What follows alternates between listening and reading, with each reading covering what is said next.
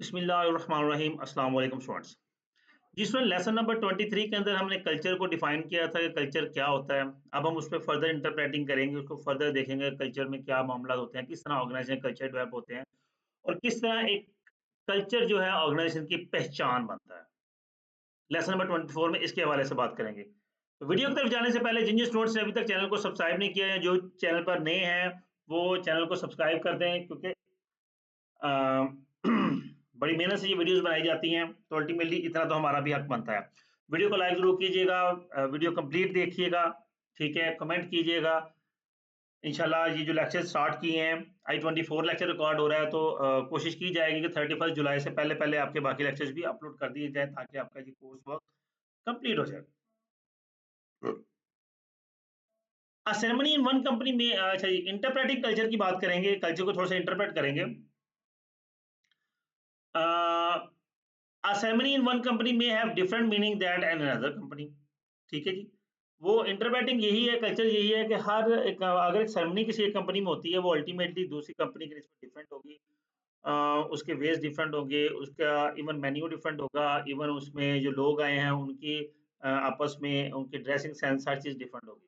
To display what is really going on, the organization requires detective work, probably some experience as an insider. Some of the typical important observable aspects of culture are rites, ceremony, stories, symbols, language। ये जी बड़ी matter करती है।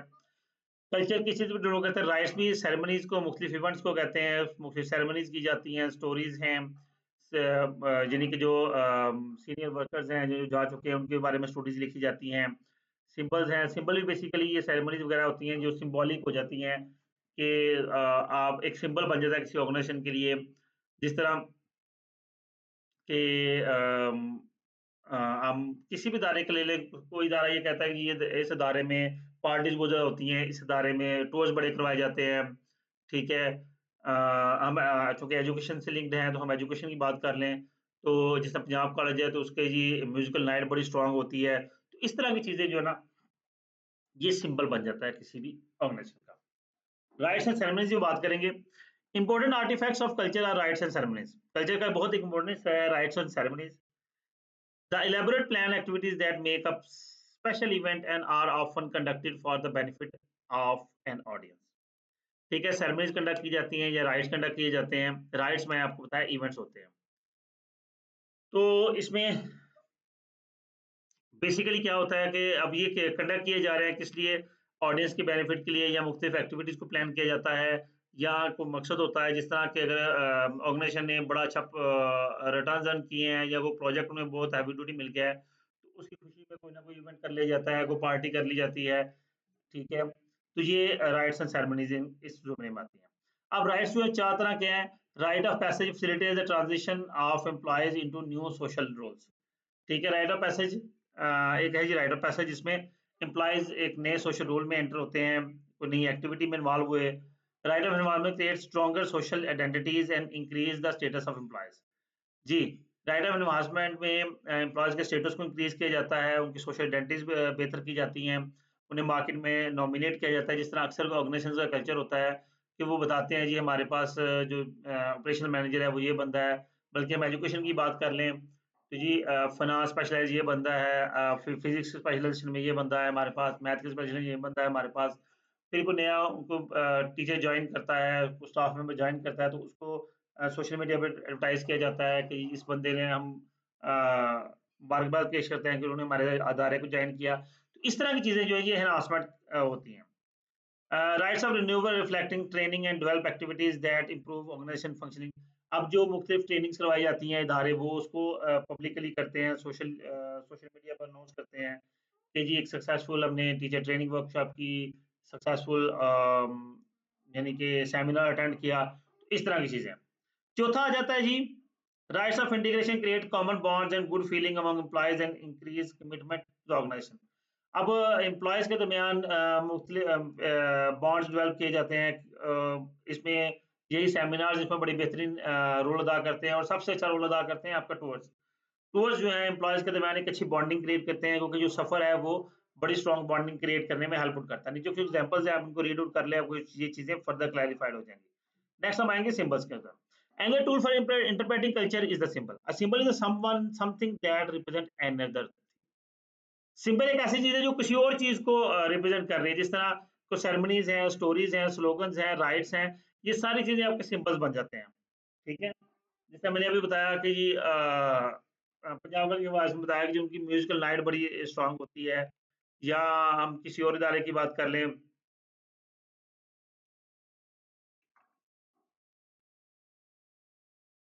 वो फलां इदारा जो है वो टूर्स बड़े अच्छे करवाता है। तो इस तरह की चीजें जो है, इवन हमारे यहाँ पे एक इदारा है, रॉयल कॉलेज है, उसके टूर्स बहुत अच्छे होते हैं।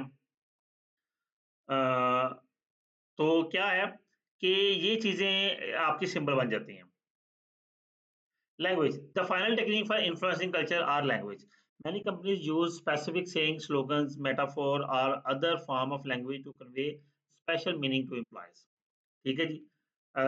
मुख्तलिफ languages, slogans can readily pick up and repeated by employees as well as customers of the company. Bank one promotes is emphasize the customer service through slogan whatever it takes. ठीक है, मुख्तलिफ slogans होते हैं, जिस तरह Allahabad open university का slogan है जी, education for all. तो ये क्या है कि ये एक स्लोगन है, सुपीरियर कॉलेज का स्लोगन है, बी सुपीरियर। तो ये स्लोगन जो है, ये एक लैंग्वेज, एक इंटेलेक्चुअल वे में आपको बहुत ज़्यादा रिप्रेजेंट करते हैं। फिर आ जाए culture should reinforce the strategy of structural design that, चलिए कुछ नेक्स्ट आते हैं जी, अडैप्टेबिलिटी एंड एंटरप्रेन्योरियल कल्चर। अब आप बारी आती है जी बिजनेस की अडैप्टेबिलिटी को, कल्चर अडॉप्ट करना, या कोई entrepreneur culture is corrected by strategic focus on external environment, दो flexibility change meet the customer needs.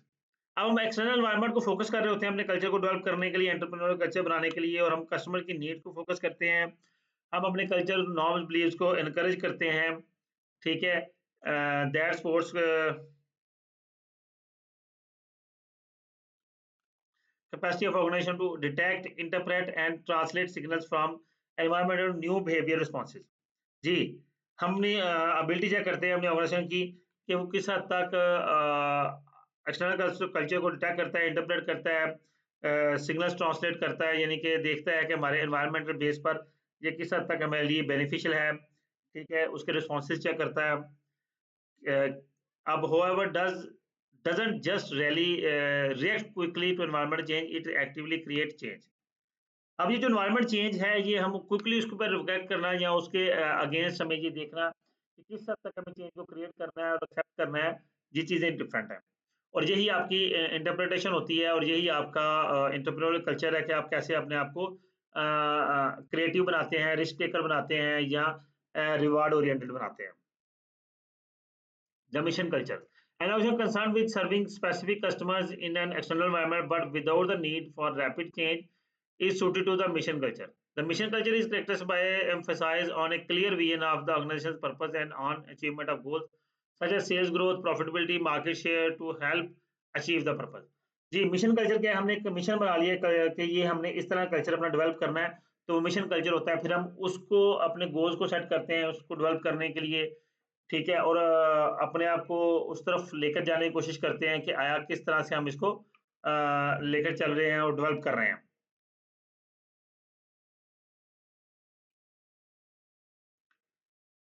Next आ जाएगा जी clan culture. The clan culture has primary focus on involvement and participation of organization members and on rapidly changing expectations.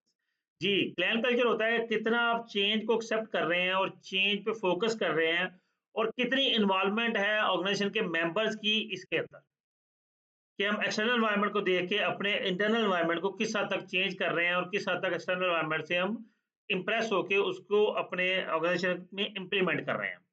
फिर है the bureaucratic culture. Bureaucratic culture has an internal focus and consistently oriented for stable environment. ये जी bureaucratic culture एक stable environment के लिए होता है कि routine wise हम अपने हीरोज नॉमिनेट कर लेते हैं, अपने सिंबल्स शो ऑफ कर लेते हैं। ठीक है जी, इसका ब्यूरोक्रेटिक कल्चर सबसे बेस्ट कल्चर इसका है पीपल पार्टी का, कि वो आज ही भुट्टो को ही बेच रहे हैं। ठीक है, भुट्टो आज भी उनका जिंदा है, और वही आज तक चल रहा है। उन्होंने अपने एक हीरो शो कर दिया, और उसी के बेस पर वो अपने आप को मनवाने की कोशिश कर रहे हैं still. Culture strength and organisation subcultures. A strong culture, organization culture can have the powerful impact on company performance. Culture strength refers to the degree of agreement among members of the organization about the importance of specific values. A strong organization culture can have powerful impact on company performance. Organisation का जो strong organization culture है वो बहुत strong impact करता है, powerful impact करता है company की परफॉर्मेंस पर। जितना कल्चर स्ट्रॉन्ग होगा, जितना कल्चर डेडिकेटेड होगा, उतनी कंपनी की परफॉर्मेंस बेहतर होगी। A strong culture is typically associated with the frequent use of ceremony, symbol, stories, hero, slogan. These elements increase employee commitment to the values and strategy of the company. In addition, managers who want to create and maintain strong organizational culture often give emphasis to selection and socialization of employees. जी, वो कहता है जी ये जो strong culture है इसमें ceremonies, slogans ये employees के लिए एक मोटिवेशन का बायस बनते हैं, लेकिन फिर भी अगर एम्प्लॉइज़ अपना स्ट्रॉन्ग कल्चर डेवलप करना चाहते हैं, तो उन्हें चाहिए कि वो अपनी एम्प्लॉइज़ की सिलेक्शन और उनकी सोशलाइज़ेशन पे फोकस करें। Overall culture is not always uniform through out the organisation. ले स्टिल जो है अगर हम बात करें तो ऑर्गनाइजेशन जो कल्चर है वो पूरी ऑर्गनाइजेशन में यूनिफॉर्म नहीं रहता। एक कल्चर डेवलप कर लिया लेकिन जो कि ऑर्गेनाइजेशन जितनी बड़े साइज की होगी उसमें सब कल्चर्स होंगे और डिपार्टमेंट वाइज कल्चर्स होंगे, इवन ब्रांच वाइज कल्चर्स होंगे। ठीक है। अब मुझे अच्छी तरह याद है कि मेरे एक दोस्त वहाँ पे थे अल्फला बैंक में मैनेजर थे। तो कभी कभार 5 बजे छुट्टी होती थी तो अक्सर बैंक्स में हम 5:30-6 बजे भी देखें अंदर तो जाने की परमिशन नहीं थी, लेकिन अगर चले भी जाएं तो देखें तो वो लोग अभी तक काम कर रहे हैं। लेकिन उनकी रूटीन यही है कि वो कहते हैं जी 5:30 बजे मेरी ब्रांच खाली होनी चाहिए। हर काम आपने साथ-साथ करना है, डिले नहीं करना। सुबह बैठे हैं तो रूटीन वाइज़ सिर्फ़ काम पे फ़ोकस करें और साथ-साथ काम कंप्लीट करें। इधर-उधर फ़ोकस ना करें और 5:30 बजे हर बंदा अपना काम वाइंड अप करके ब्रांच से निकल जाए। जी, उन्होंने अपनी ब्रांच का कल्चर डेवलप किया हुआ है, लेकिन जब बाकी ब्रांचेज़ हैं, अल्फ़ला की बाकी ब्रांचेज़ में लोग 7-7, 8-8 बजे तक भी बैठे हुए हैं अंदर। बैंक तो मान लो बंद हो गया, लेकिन ब्रांचेज़ में लोग बैठे हुए हैं। ठीक है? तो ये सब कल्चर के एक डेफिनेशन है कि सब कल्चर किस तरह से होता है। जी स्टूडेंट्स, ये आपका लेसन नंबर 24 था। इंशाल्लाह नेक्स्ट क्लास में लेसन नंबर 25 पे बात करेंगे। अपना ख्याल रखिएगा, वीडियो को लाइक कीजिएगा, कमेंट कीजिएगा। जो स्टूडेंट्स नए हैं, चैनल को अभी तक सब्सक्राइब नहीं किया, वो चैनल को सब्सक्राइब करें। अपना ख्याल रखिएगा। अल्लाह हाफ़िज़।